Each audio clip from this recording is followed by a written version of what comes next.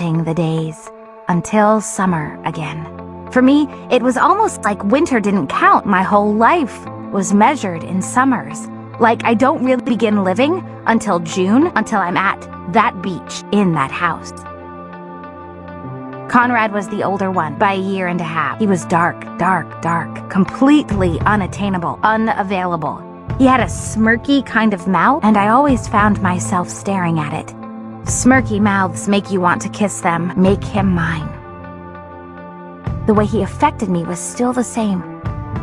It felt like I was at the top of the grizzly at King's Dominion, right about to go down the first hill. She was going for Conrad either way. I wanted to tell her anyone but Conrad.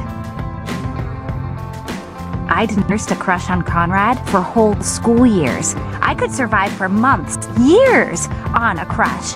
It could sustain me. If Conrad was mine, there was no way I'd break up with him over a summer, or a school year, for that matter. Cam was the first boy to pay attention to me like that, to be upfront about the fact that he actually wanted to hang out with me.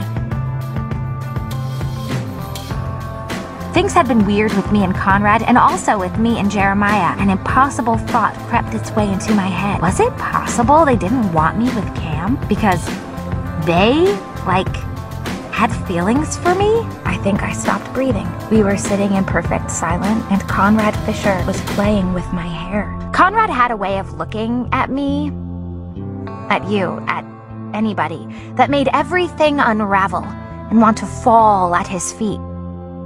Good night, Bells. Bells. My nickname from 1,000 years ago. He made it so hard not to love him when he was sweet like this. I remembered why I did. I remembered everything. Things were really going well with Cam, but every time I thought I was sure about him, Conrad would look at me a certain way, or twirl me, or call me Bells, and it all went to crap. I wondered if this was the way old crushes die, with a whimper, slowly, and then just like that. Gone.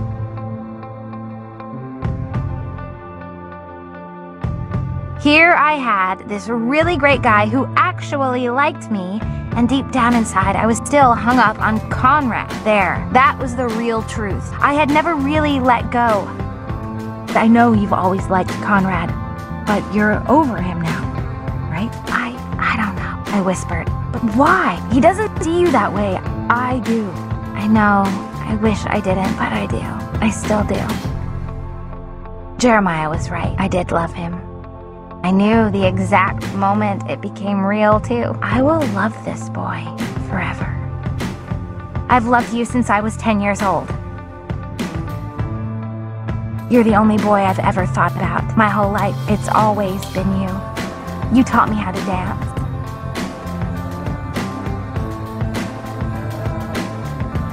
You came out and got me the time I swam out too far.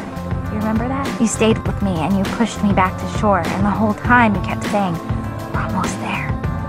And I believed it. I believed it because you were the one who was saying it, and I believed everything you ever said. Compared to you, everyone else is saltines, even Cam, and I hate saltines. You know that.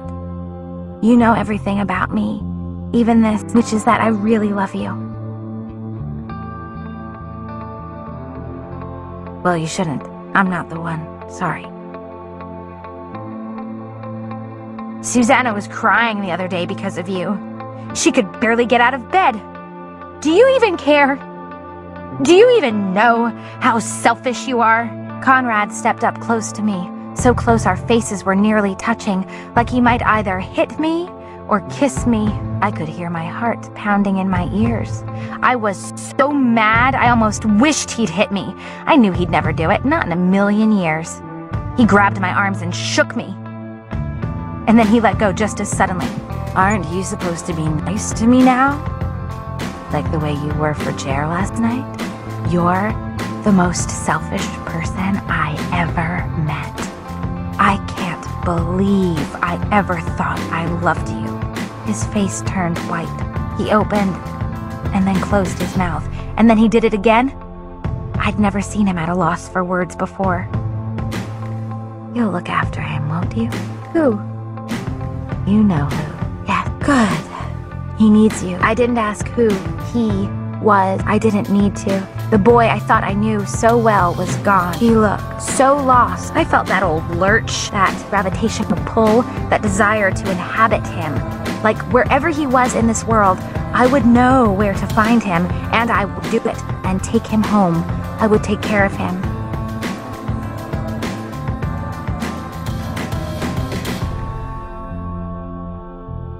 Kept making me come back to this. To him, he still took my breath away just being near him. I had been lying to myself the night before, thinking I was free, thinking I had let him go. It didn't matter what he said or did, I'd never let him go. I wondered if it was possible to take someone's pain away with a kiss, because that was what I wanted to do. Take all of his sadness and pour it out of him. Comfort him, make the boy I knew come back. I reached out and touched the back of his neck. He jerked forward, the slightest motion.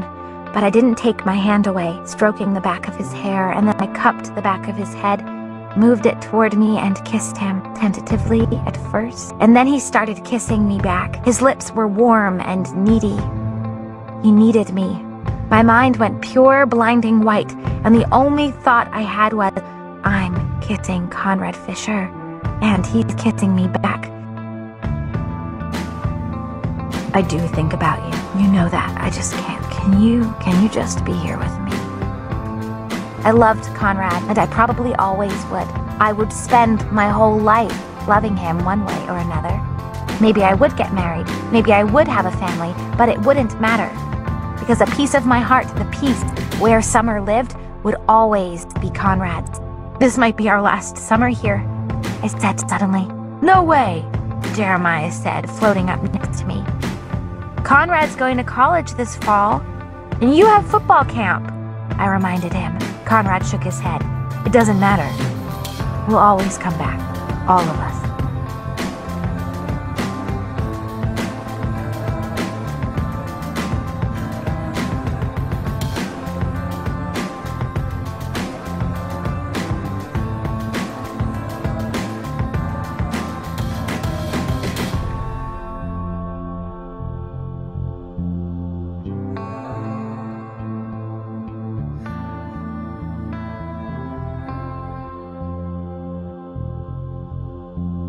Are you still coming with me? I can't believe he even has to ask. I would go anywhere.